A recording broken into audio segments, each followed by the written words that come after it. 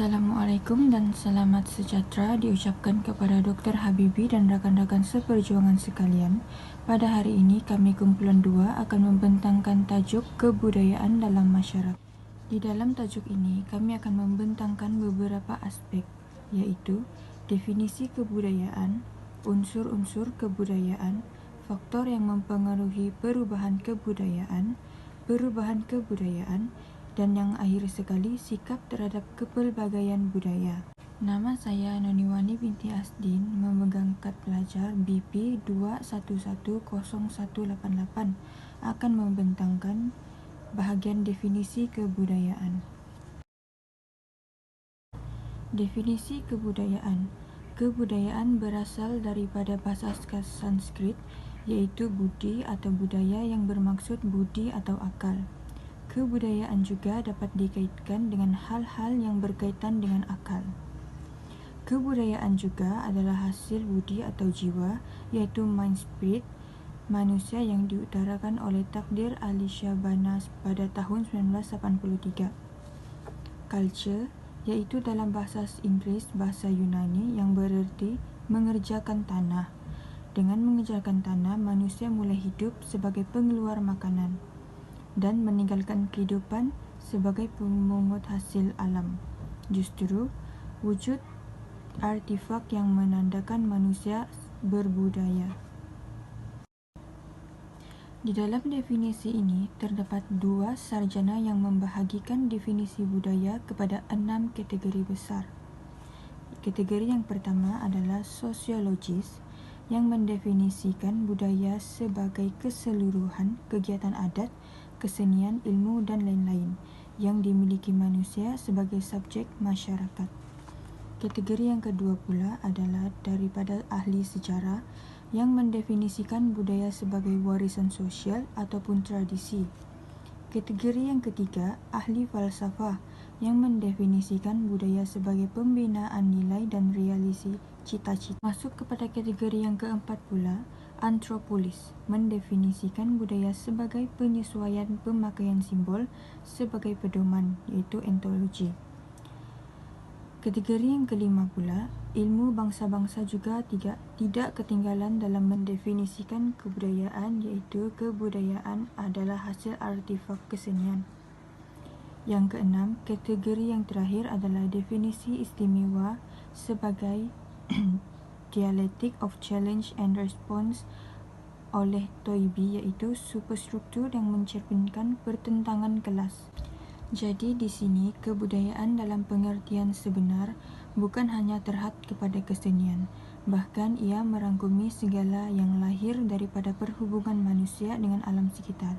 Oleh itu, budaya dengan kata lain adalah merujuk kepada keseluruhan corak, kepercayaan, adat resam, institusi, objek dan teknik yang mempunyai ciri-ciri kepada kehidupan masyarakat manusia. Assalamualaikum dan selamat sejahtera kepada Dr. Habibi binti Haji Ibrahim dan rakan-rakan sekalian. Nama saya Siti Nazura binti Hamzah, nomor matriks BP 21110230.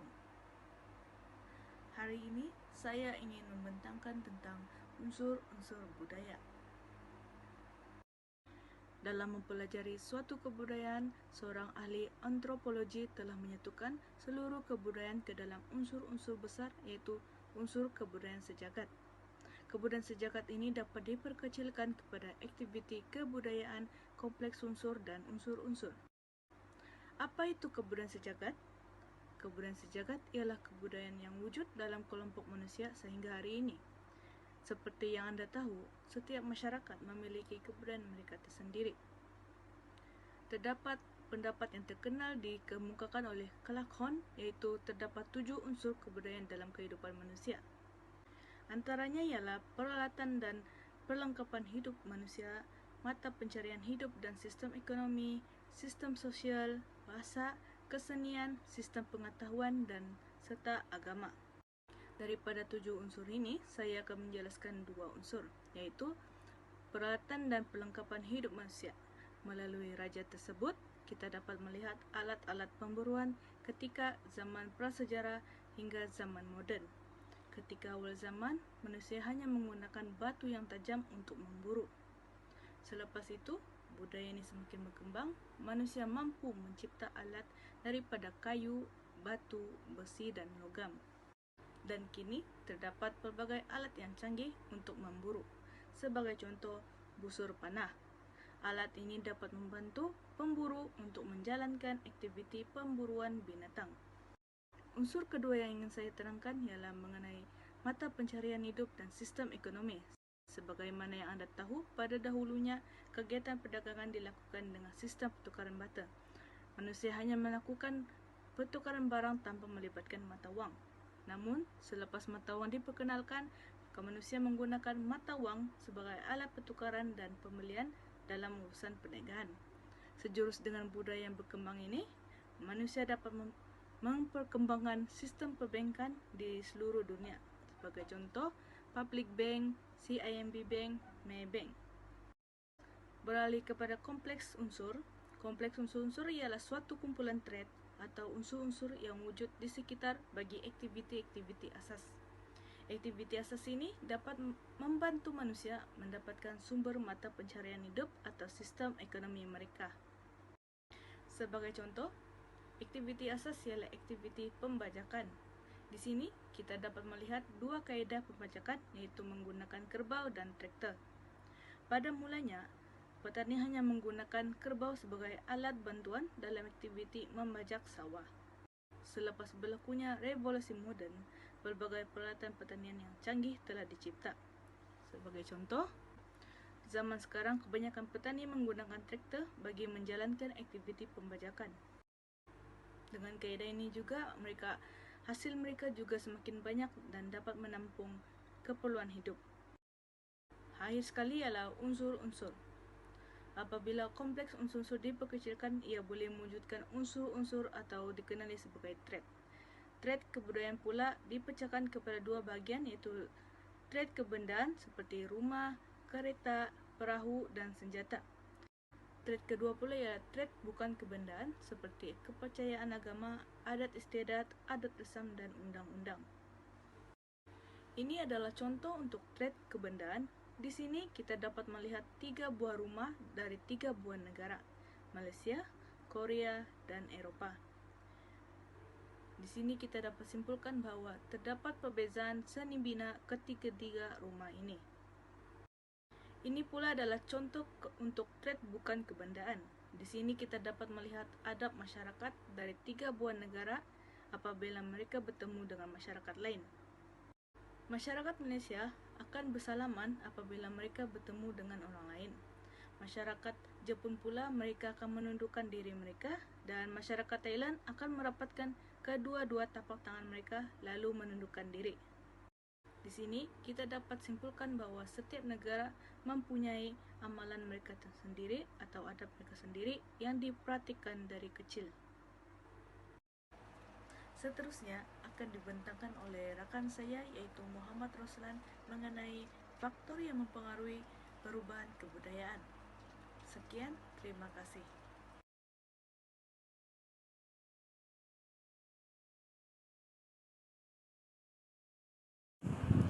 Assalamualaikum dan salam sejahtera. Saya ucapkan kepada Dr. Habibi binti Haji Ibrahim dan rakan-rakan seperjuangan sekalian.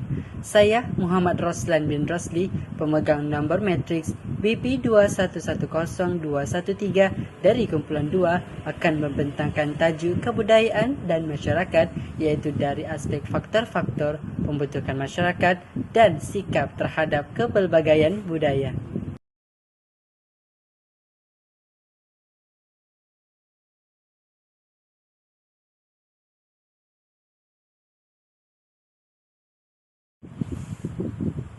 Terdapat dua faktor yang mempengaruhi pembentukan kebudayaan, iaitu unsur ekonomi dan unsur persekitaran.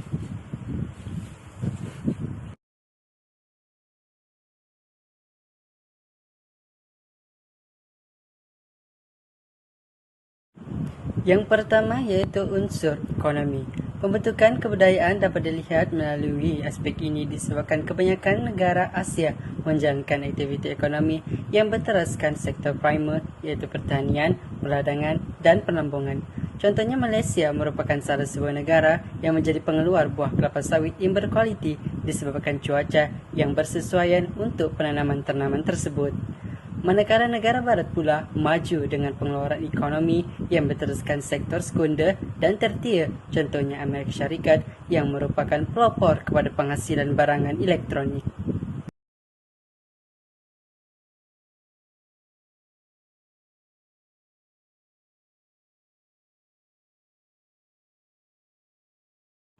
Selain itu, faktor yang seterusnya termasuklah unsur persekitaran. Bagi negara Asia, penerimaan hujan yang lebat sepanjang tahun mempengaruhi corak pemakaian yang nipis dan sesuai untuk digunakan dalam perubahan cuaca tersebut. Manakala negara barat yang kebanyakannya mengalami 4 musim berturut-turut iaitu musim sejuk, panas, luruh dan bunga juga mempengaruhi corak pakaian mereka yang tersendiri iaitu tebal dan tahan terhadap perubahan suhu.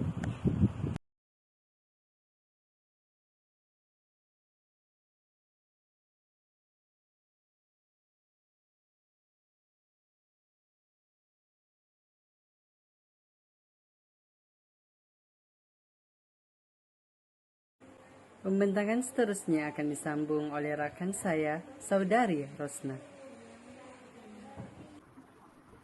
Assalamualaikum dan salam sejahtera. Nama saya Rosna binti Abdul Hamid, BP 21110153. Seterusnya saya akan membentangkan tentang perubahan kebudayaan.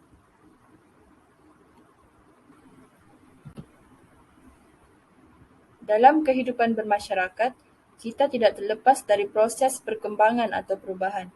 Begitu juga dengan konteks kebudayaan, di mana kita akan sentiasa melalui fasa-fasa perubahan atau inovasi. Seperti yang kita sedia maklum juga, kita hidup dalam kepelbagaian budaya dengan pelbagai perbezaan dari segi warna kulit, pakaian, adat desam, kepercayaan atau agama, dan banyak lagi. Perbezaan inilah yang mendorong kepada perubahan kebudayaan. Ini kerana kita sebagai manusia akan sentiasa cuba untuk mempelajari sesuatu yang baru setiap masa. Pertama sekali kita perlu tahu apa itu difusi. Difusi didefinisikan sebagai penyebaran atau pemindahan unsur-unsur atau ciri-ciri suatu kebudayaan ke kebudayaan lain. Menurut Kroeber, difusi akan menimbulkan perubahan bagi kebudayaan. Kemudian, seseorang itu akan cuba untuk menerima unsur kebudayaan yang lain yang menyebar. Ini menunjukkan bahawa difusi memainkan peranan yang sangat penting dalam aspek kebudayaan manusia. Umum mengetahui bahawa sebahagian besar kebudayaan adalah hasil pinjaman daripada kebudayaan lain. 10% sahaja adalah hasil ciptaan sendiri, manakala selebihnya iaitu 90% adalah pinjaman melalui proses difusi. Kemudian, pemindahan tersebut akan menyebabkan wujudnya persamaan antara dua budaya yang berbeza dan di situ berlakulah percampuran budaya. Seterusnya, akulturasi. Akulturasi merupakan satu proses penerimaan unsur kebudayaan dalam kalangan individu atau kelompok dari suatu kebudayaan yang berbeza. Akulturasi juga dapat didefinisikan sebagai proses perubahan daripada satu kebudayaan dan masyarakat akibat daripada suatu perpaduan antara pelbagai kebudayaan. Contohnya, kehidupan masyarakat minoriti Cina di negeri Terengganu. Hubungan antara masyarakat Cina dan masyarakat Melayu di negeri Terengganu ini telah akrab dan utuh. Ini kerana masyarakat Cina telah lama bertapak di sana. Hal ini menyebabkan masyarakat Cina di negeri Terengganu itu agak berbeza dengan masyarakat Cina di negeri lain. Ini kerana mereka telah terdedah kepada norma-norma kehidupan masyarakat Melayu di sana yang mengandungi unsur keagamaan Islam. Seterusnya mengubah kebudayaan mereka. Seterusnya asimilasi. Asimilasi merupakan satu proses sosial atau pertemuan antara dua kebudayaan atau lebih, seterusnya membawa kepada penyesuaian. Asimilasi berlaku apabila dua individu bertemu dan saling bergaul antara satu sama lain dalam satu jangka masa yang lama sehingga menyebabkan mereka saling beradaptasi dan cuba untuk menyesuaikan diri sehingga menjadi satu kebudayaan. Menurut Frederick Illuminati, asimilasi bertindak sebagai two-way traffic yang bermaksud walaupun berada dalam dua arah yang berbeza, tetapi ia akan bertemu di satu titik yang sama. Begitu juga dengan konsep asimilasi, dua kebudayaan yang berbeza bertemu dan cuba menyesuaikan diri dan akhirnya menjadi satu kebudayaan. Itu sahaja daripada saya. Sekian, terima kasih.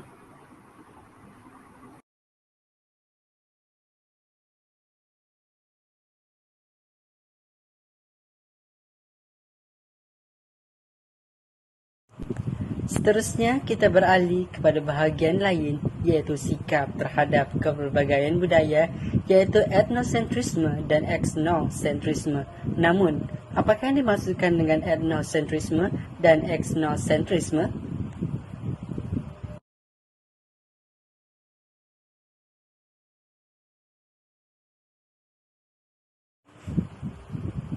Etnosentrisme merupakan sikap atau pandangan yang melibatkan segala sesuatu berasaskan pada bangsa atau kebudayaan sendiri dan memandang rendah bangsa dan kebudayaan lain.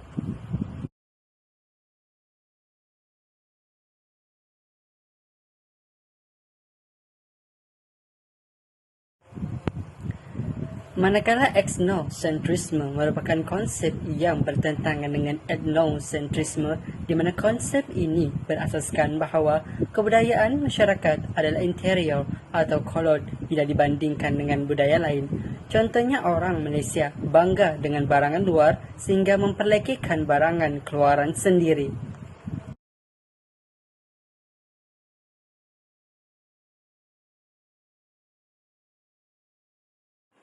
Sekian dan terima kasih daripada kami, Kumpulan 2.